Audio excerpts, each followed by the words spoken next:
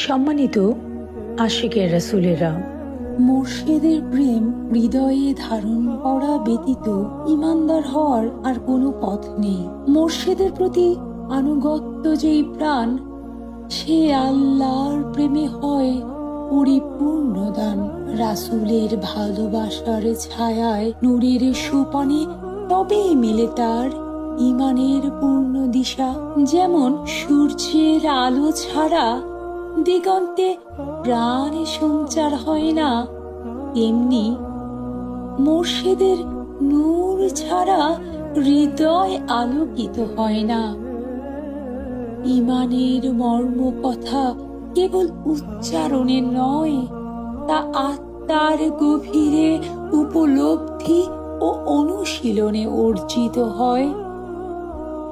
লা ইলাহা ইল্লাল্লাহু মুহাম্মাদুর রাসূলুল্লাহ, অর্থাৎ আল্লাহ ছাড়া কোনো উপাস্য নেই এবং হযরত মুহাম্মদ সাল্লাল্লাহু আলাইহি সাল্লাম আল্লাহর প্রেরিত রাসূল।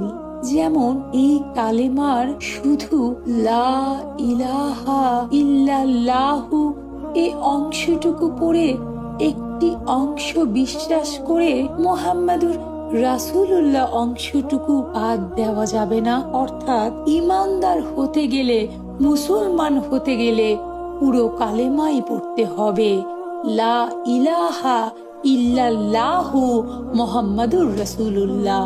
কারণ এই কালেমা কেবল শব্দে নয়, এটি এক অনন্ত সংযোগ। এই সংযোগ স্রষ্টা ও সৃষ্টির মাঝে, নূর ও চেতনার মাঝে এক সেতু বন্ধন।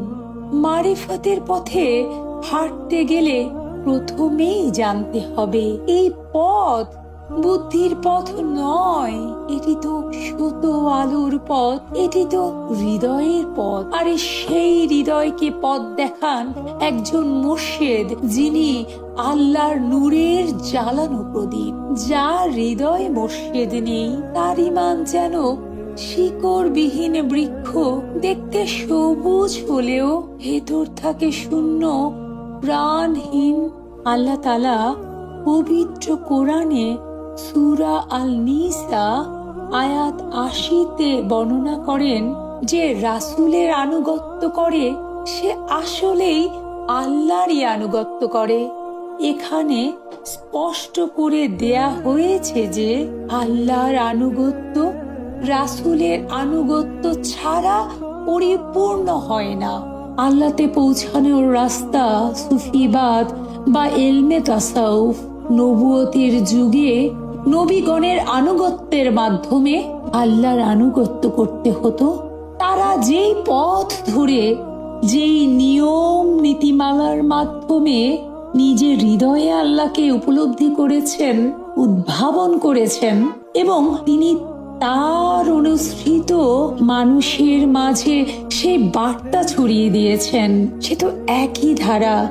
নবুয়তের যুগে আল্লাহর সাথে যোগাযোগের এই মাধ্যমকে যে প্রসিডিউরে নিয়ে যাওয়া হতো বেলায়েতের যুগে, অর্থাৎ বন্ধুত্বের যুগে, সেই মাধ্যম কিন্তু একই। নবুয়তের যুগে আল্লাহর সাথে যারা যোগাযোগের মাধ্যমটা করেছেন, সেতু বন্ধন সংযুক্ত করেছেন, তাদেরকে বলা হতো নবী এবং রাসূল। এবং বেলায়েতের যুগে, অর্থাৎ বন্ধুত্বের যুগে, নিজের স্বররিপুকে পরিশুদ্ধ করে, নিজের নফসকে মুসলমান করে, নিজের নফসির মোকামে যে সকল নবী রাসূল আল্লাহকে পেয়েছেন এবং যে নিয়ম কানুন নীতিমালার তিনি শিক্ষা দেন, তার অনুসারীরা যে নীতিমালার হাত ধরে নিজেদের হৃদয়ের পাপ কর্মকে, পাপ পঙ্কিলতা থেকে হৃদয়কে পরিত্রাণ করে আল্লাহর সেই সুপ্ত নূরকে নিজেদের অন্ধকার হৃদয়ে প্রজ্বলিত করতে পারেন,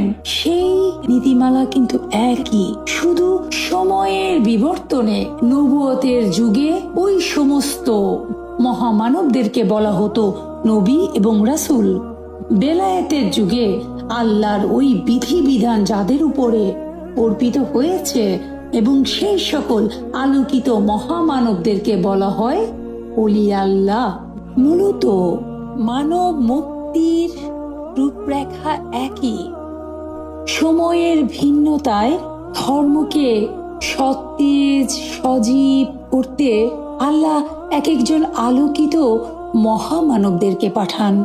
রাসূলের সেই নূর আজও প্রবাহিত তার অলিদের সত্য পথের মুর্শিদের মাধ্যমে। তাই যারা মুর্শিদকে অন্তরে স্থান দেয় তারা রাসূলের নূরের ছায়াতলে আসে, আর যারা এই নূরকে অস্বীকার করে তারা তো আল্লাহর রহমত থেকে দূরে সরে যায়। যেমন সূর্যের আলো ছাড়া দিগন্তে প্রাণ সঞ্চার হয় না, তেমনি মুর্শিদের নূর ছাড়া হৃদয় আলোকিত হয় না। তবে যে যেমন ভাবে সূর্যের তাপ সহ্য করতে পারে, সে ঠিক তেমনি ভাবে মুর্শিদের নূরও হৃদয়ে ধারণ করতে পারে। মুর্শিদের নূরকে হৃদয়ে ধারণ করতে গেলে, লালন করতে গেলে একটা শৃঙ্খলবদ্ধ, সুশৃঙ্খল, নিয়ন্ত্রিত জীবন যাপন করতে হয়।